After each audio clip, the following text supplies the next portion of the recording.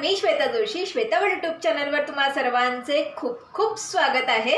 झटपट पटापट संध्याकाळच्या नाश्त्याला काय करायचं, तर असा जेव्हा प्रश्न पडतो त्यावेळेला झटपट पटापट गव्हाचे धिरडे आणि वाफाळलेला चहा, काय म्हणता, मस्त कॉम्बिनेशन आहे की नाही? चला जास्त वेळ न काढता आपण रेसिपीला सुरुवात करूयात। आता आधी आपण साहित्याला सुरुवात करणार आहोत। प्रथम आपण इथे गव्हाचं पीठ घेतलेलं आहे आणि हे तुम्ही मोठ्या वाट्यांनी 3 वाट्या किंवा छोट्या वाट्यांनी 4 वाट्या असं तुम्ही प्रमाण घेऊ शकता।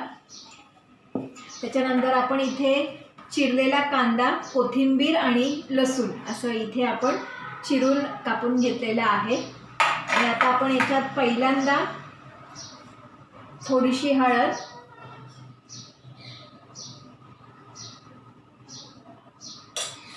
थोडंसं हिंग,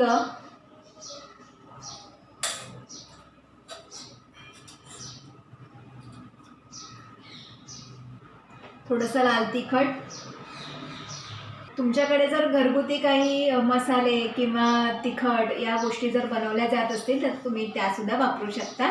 आपण हा जो चाट मसाला आहे याच्यात आम्ही करून ठेवलेला असतो, सो तो आपण याच्यात थोडासा घालणार आहोत।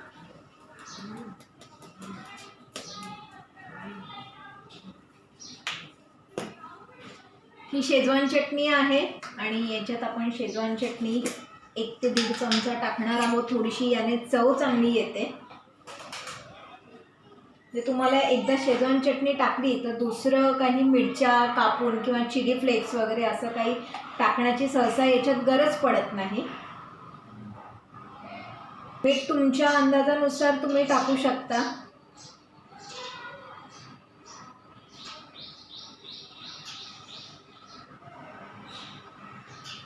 आता आपण याच्यात कांदा, लसूण आणि कोथिंबीर असं टाकून घेणार आहोत।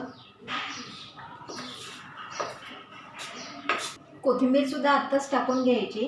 थोडेसे तीळ टाकून घ्यायचे। तिळाने सुद्धा छान अशी मस्त क्रिस्पी चव लागते। तुम्हाला लागेल तसं तुम्ही तीळ टाकू शकता। काळे तीळ किंवा पांढरे तीळ कुठलेही चालतात, असं काही नाही आहे। आणि आपण आता याच्यात धना जिरा पावडर 1 चमचा टाकून घेणार आहोत।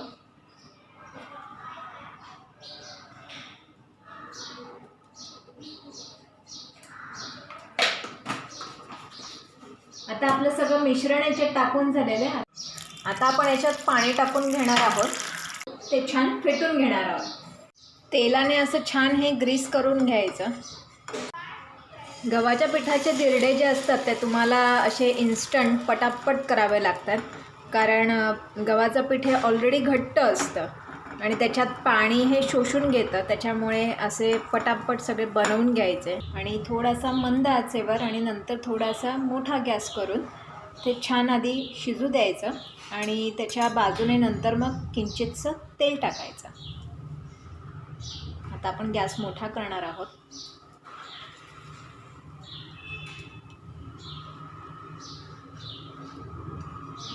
बाजूने असं तेल टाकून घ्यायचं। हे असं बघा छान फुगलं पाहिजे, ते तशी पोळी फुगते त्या पद्धतीने हे पण फुगलं पाहिजे।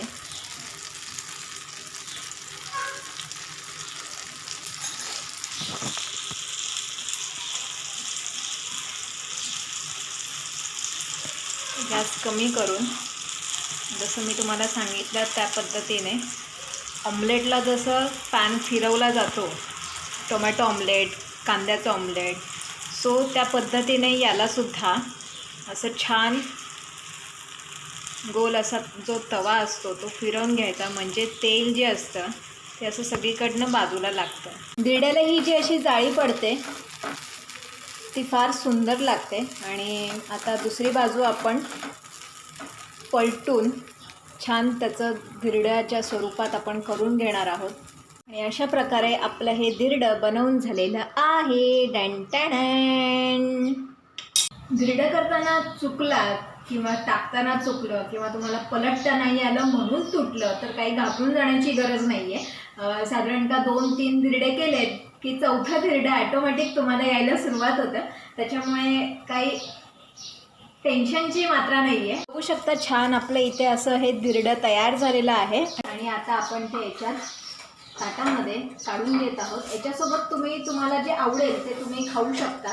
म्हणजे साधारणतः सॉस असेल किंवा मेयोनीज असेल किंवा तुमच्याकडे काय ठेचा वगैरे या गोष्टी केलेल्या असतील तर त्यासुद्धा तुम्ही याच्यासोबत खाऊ शकता.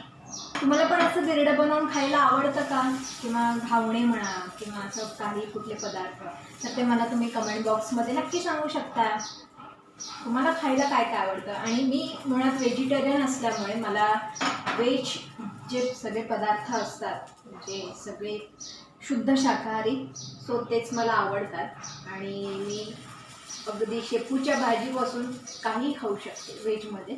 सो आमच्याकडे त्या बाबतीत माझी आई खूप सुखी आहे की आम्हाला खायला प्यायला सगळ्या गोष्टी व्यवस्थित अगदी सिस्टमॅटिकली आवडतात आणि आम्ही ते करून खातोसुद्धा आणि खायला घालतोसुद्धा, आम्हाला जे जमतं ते. सो तुम्हाला पण असं काही करायला आवडतं का आणि तुम्ही करून खायला घालता का तुमच्या आईबाबांना, किंवा तुम्ही काय काय एक्सपेरिमेंट करता घरी. सो अशा प्रकारे आपले गव्हाचे धिरडे रेडी झालेले आहे. आता आपण मस्तपैकी धिरडं ट्राय करणार आहोत. छान हे मऊ लुसलुशीत झालेलं आहे आणि त्याला जाळ्यासुद्धा चांगल्या प्रकारे पडलेल्या आहेत. त्याच्यामुळे आता हे मी सॉससोबत डिप करून खाणार आहे आणि तुम्हाला सांगणार आहे कसं झालं आहे. वा, छान ती जाळी पडलेली आहे त्याच्यामुळे ते अतिशय कुरकुरीत लागतं आहे आणि सगळं जे काय आहे ते व्यवस्थित शिजलेलं आहे. त्याच्यामुळे तुम्हीसुद्धा संध्याकाळच्या नाश्त्याला गव्हाचं धिरडं हे झटपट बनवून खाऊ शकता. सो आपली ही रेसिपी रेडी आहे, गव्हाचं धिरडं आणि वाफाळलेला चहा.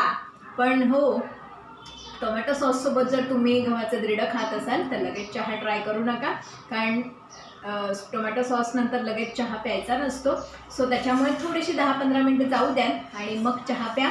बाकी काय, स्वस्त राहा, मस्त राहा आणि खात राहा, खाण्याचा आनंद घ्या. धन्यवाद.